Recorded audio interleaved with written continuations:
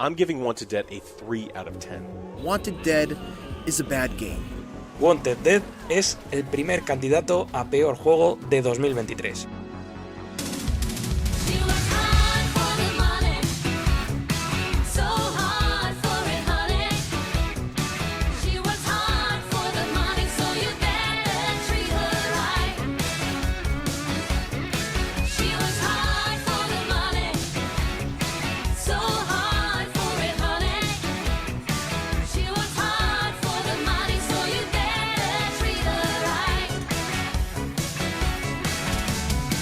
Noiztik noizera, akzio bideojokoren bat izaten da argitaratua oso arrakasta gutxi daukana kritika edota salmenten aldetik. Baina jendetza orokorraren begiradetatika, jokalari multzo txiki bat hazi egiten da balio berezia ikusten duena hainbestek gutxietsitako jokoan. Eta naiz eta urteak itxaron behar, jokoak merezi duen errespetu eta estatusa irabazten du azkenean. Neri galdetu ezkero, zalantza barik esango nuke 2023an, joko handiagoetara begira geundelarik, God Hand eta Vanquishei arreba berria gehitu zaiela. Ez da harritzekoa, jokoak zorigabeko harrera jaso izana. Ahal egin guztiak, jokagarritasuna hobetzera bideratuak izan direlako. Narratiba, grafikoak eta optimizazioa gutxiago zainduz eta gainera, jokagarritasunaren merituak giltzapeko ate baten atzean izkutatzen dituela. Gaur, meritu hauek plazaratzea dut helburu. Ondo dakit bideo honek ez duela inongo eraginik izango. Baina oraingoan, gustatuko litzaidake maite dudan lana goraipatzea, talde garatzaileak porrotegin aurretik eta ez ostean. Zuzendaria Hiroaki Matsui izanik, zentzuzkoa izango litzateke karakter action estiloko jokoa dela pentsatzea. Baina ez dut uste jokoaren irudi egokia marrazten duenik Ninja Gaiden pistolekin. Zehatzagoa iruditzen zait arcade beat'em up jokoa dela esatea Sekiroz mozorroturik. Baina Wanted Deadek huts egiten du Sekirok bete-betean asmatzen duen tokian. Oso zaila delako Sekiroz ez disfrutatzea kredituak ikusteko gai bazara. Bideojoko bat aztertzerakoan, sarritan edukitzen da kontuan honen trebezia zorua eta trebezia sabaia non dauden. Baina sarritan ematen da jakintzat trebezia zoruan jolastea jada divertigarria dela. Gutxi dira Sekiro jolasten dutenak honen trebezia sabaitik gertu. Protesi tresnak, ninja abileziak eta mugimendu aukera guztiei etekina ateraz. Baina berdin du, Sekiron parri botoia sakatzearekin erritmo jokoa izango baliz bezala, nahikoa delako benetako borroka ikusgarrietaz disfrutatzeko. Nahi dutenek, jokagarritasunean sakontzeko aukera daukate, baina ez dutenek nahi ere, esperientzia gozagarria lortu dezakete. Wanted Dead ez da horrelakoa, eta erraza da kredituak ikustea, jokoaren funtsa ulertu barik eta jokoaz disfrutatu ezinik. Wanted Deaden akzioaz gozatzeko, honen mekanikak ondo ezagutu behar dira.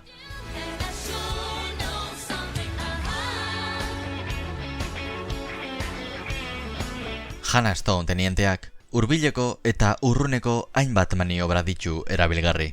Bere arma nagusia erabili dezake hirugarren pertsonako shooter batetan bezala, etsaiak hiltzeko modu azkarrena, baina kontu zibili behar munizioa agortu ez dadin.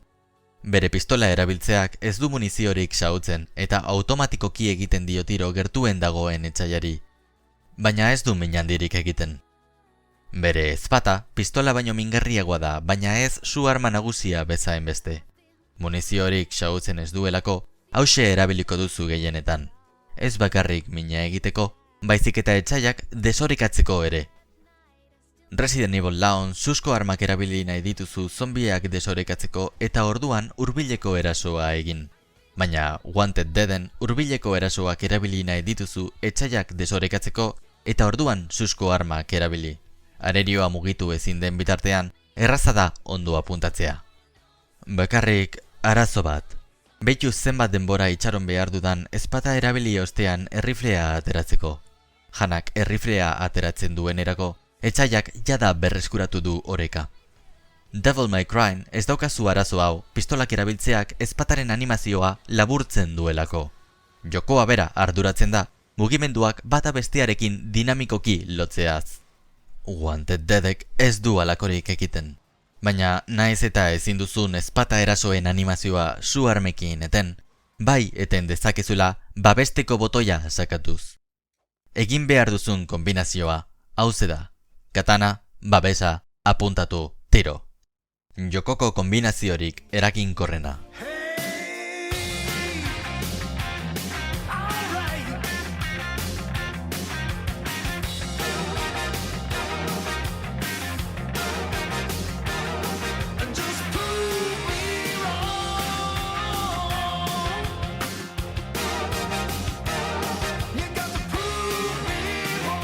Zeuri animazioak babes botoiarekin mozteak jokoaren mekaniken arteko sinergia pilo bat hobetzen du.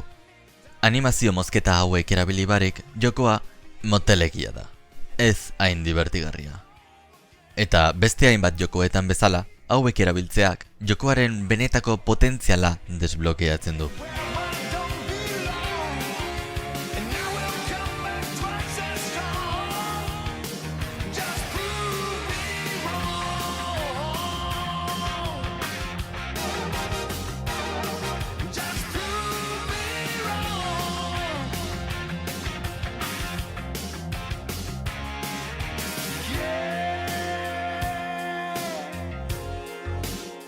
Belaunkada hegalariak luzaro desorekatzen du etsaia, baina ez ditu makurturik dauden arerioak jotzen.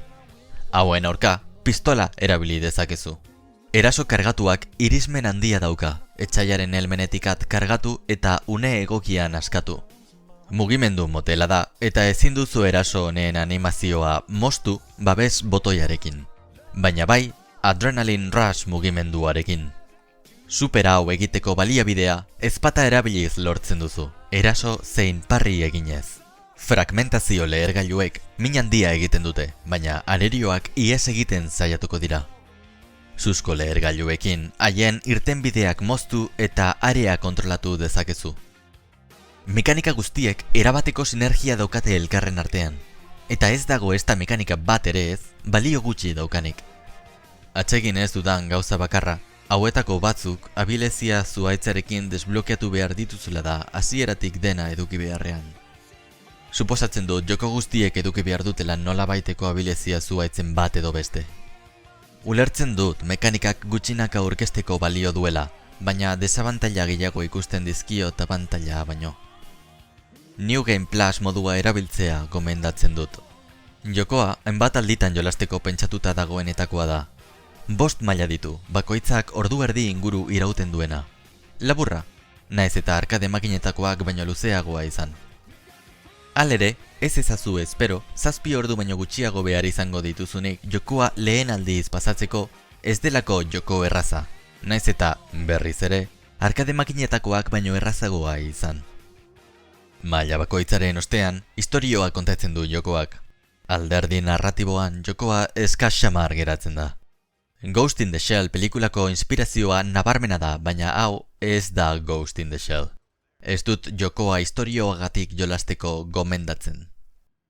Pertsonaiak ez zaizkit interesgarriak iruditzen, ahots antzezpena ez da oso ona, eta kontzeptu interesgarriren bat aurkezten badu ere, ez ditu hauek garatzen. I'm just saying that we might be on the wrong side here. Aitortu beharra daukat kapitaina bikaina iruditzen zaidala. You shut the hell up, Herzog. I ain't done yet. You motherfuckers are like my own children. And I cannot believe my own eyes when I arrive on the scene. Bodies, dead policemen, a crashed helicopter, dead fucking androids, piles of corpses, uniforms or not, this shit is all over the news. Mailen artean, baita ere, minijokoak jolastu ditzazkezu. Erritmo minijokoak oso txarrak dira. Baina shoot'em up bideojokoa ez dago gaizki. Ez da bikaina, baina shoot'em up txarragoak jolastu ditut. Bigarren maila gainditu ostean, jokoak karaoke minijokoa jolastera behartzen zaitu. Honako hau ezin duzu saltatu. Gutxienez, jokoa bertan bera utzi eta zeozer interesgarriagoa egitera joan zaitezke. Bisualki ere jokoa ez da oso itxurosoa. Modeloak eta teksturak ez daude berez gaizki, baina inguruneak ez dira oso interesgarriak detaile gutxi dituztelako. Nahiago izaten ohi dut jokoek alderdi grafikotik sufritzea FPS kopurutik baino. baina optimizazio aldetik ere jokoa motz xamar geratzen da. Ez da auzaz, bideo hau 30 FPS-etan dagoela. OBS martxan edukirik, jokoari 60 FPS-etara heltzea kostatzen zitzaiolako da. Gustatuko litzaidake jokoa optimizatzea lortuko balute, eta Stage Select edo arkade modua gehituko baliote istorioa eta minijokoak alde batera uzten dituena. Jokagarritasuna benetan apartekoa dela uste dut, eta ez zait iruditu merkatu ikerketa baten ondorioa den beste joko bat denik edo mikrotransakzioz betetako zurezko zaldia, baizik eta benetan bihotzez egindako lana. Ez du alderdi guztietan asmatzen eta jokoaz ez du edozeinek disfrutatuko. Baina hainbat jokelarientzako Wanted Dead da 2023ko jokorik hoberena. Wanted Dead is a game that I feel like should be talked about way more. Wanted Dead is absolutely my jam. Wanted Dead. I love this game so much. I love it against probably some better judgment in some areas, but this game has just captured my heart and spoken to my soul